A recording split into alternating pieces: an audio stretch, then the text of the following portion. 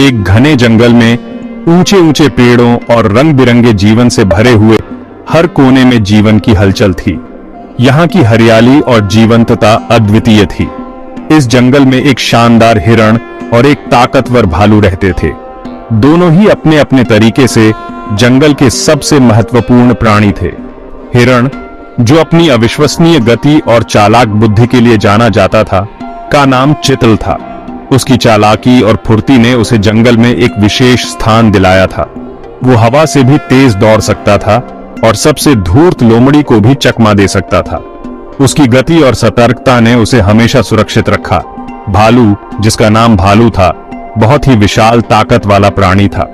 उसकी ताकत और साहस ने उसे जंगल में एक अद्वितीय स्थान दिलाया था।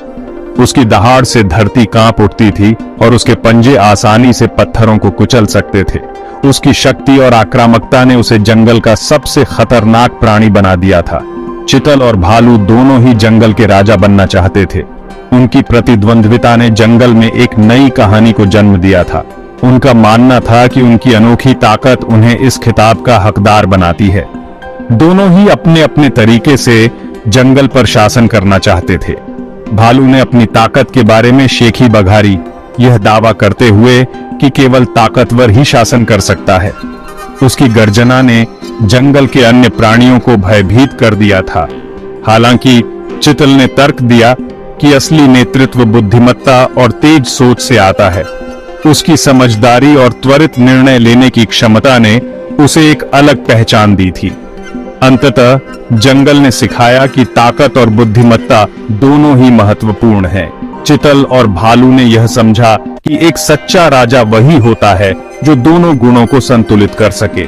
इस प्रकार जंगल में एक नई शांति और संतुलन स्थापित हुआ, जहां सभी प्राणी एक दूसरे के गुणों का सम्मान करते थे और मिलजुल कर रहते थे। एक धूप वाली दोपहर चितल और भालू के बीच तनाव अपने चरम पर पहुंच गया। यह एक ऐसा दिन था जब जंगल की किस्मत का फैसला होना था। वे आमने सामने खड़े थे। उनकी आंखें इच्छा शक्ति की लड़ाई में बंद थीं। दोनों के दिलों में एक ही सवाल था, कौन बनेगा जंगल का राजा? इस जंगल को एक ऐसे राजा की जरूरत है जो इसकी रक्षा कर सके। ताकत का राजा, एक ऐसा राजा जो न केवल ताकतवर हो बल्कि बुद्धिमान भी हो। भालू दहाड़ा, उसकी आवाज पेड़ों के बीच गूंज रही थी।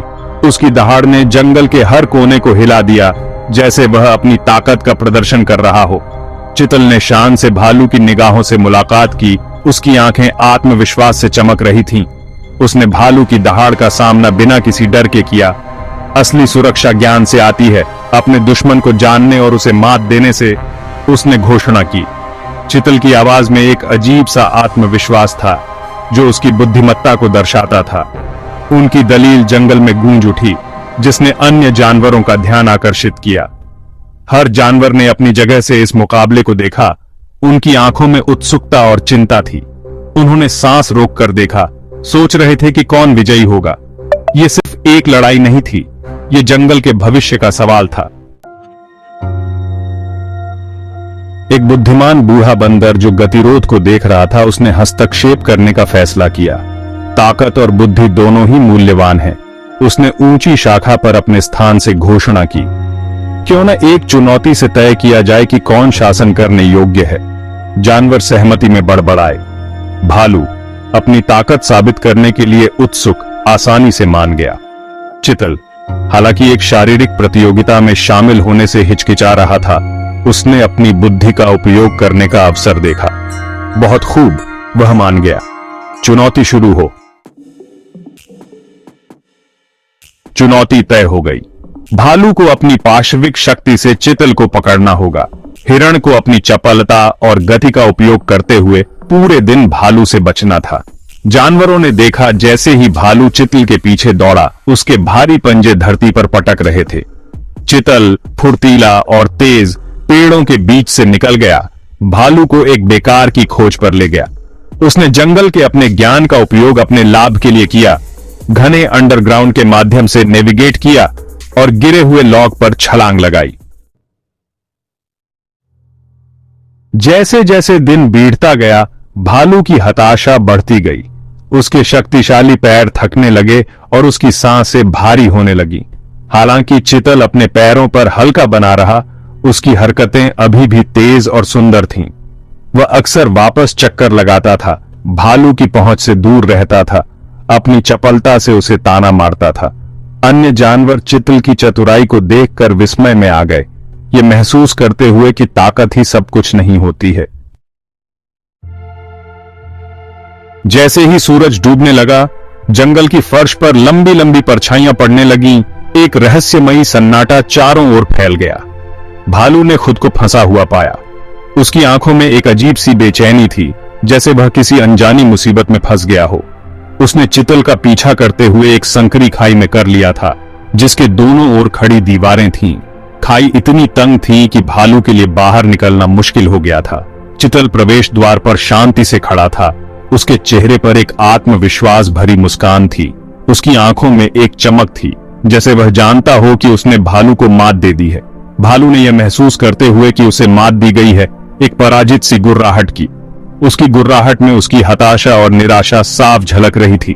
वह अपनी ताकत पर इतना ध्यान केंद्रित कर रहा था कि वह चितल की चालाक रणनीति का अनुमान लगाने में विफल रहा था। उसकी आंखों में एक उलझन थी, जैसे वह समझ नहीं पा रहा था कि यह सब कैसे हुआ। चितल ने चुनौती जीत ली थी। उसकी जीत ने उसे और भी गर्वित बना दिया था और वह जंगल में विजयी मुद्रा में खड़ा था, जैसे उसने एक बड़ी जंग जीत ली हो। चितल की बुद्धिमत्ता और चपलता की प्रशंसा करते हुए जानवर खुशी से झूम उठे। भालू अपनी हार से विनम्र होकर चितल के पास गया। मैं गलत था, उसने स्वीकार किया। उसकी आवाज नए सिरे से सम्मान से भर गई।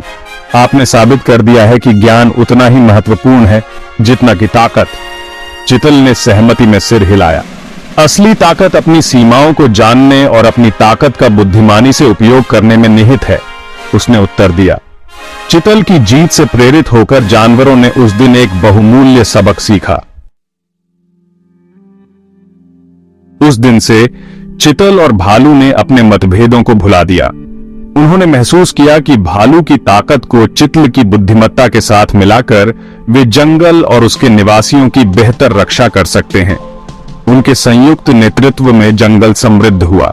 जानवर इस हार्मोनिया में रहते थे, यह समझते हुए कि सच्ची ताकत एकता और एक दूसरे से सीखने की इच्छा से आती है।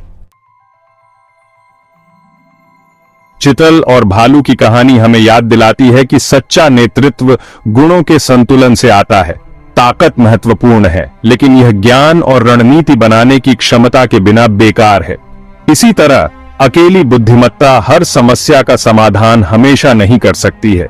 हमें अपनी शारीरिक और मानसिक क्षमताओं दोनों को विकसित करने का प्रयास करना चाहिए, अपने अनुभवों से सीखना चाहिए और अपने आसपास के लोगों की शक्तियों को अपनाना चाहिए, क्योंकि एकता और समझ में ही हमें सच्ची शक्ति मिलती है और हम महान कार्य करते हैं।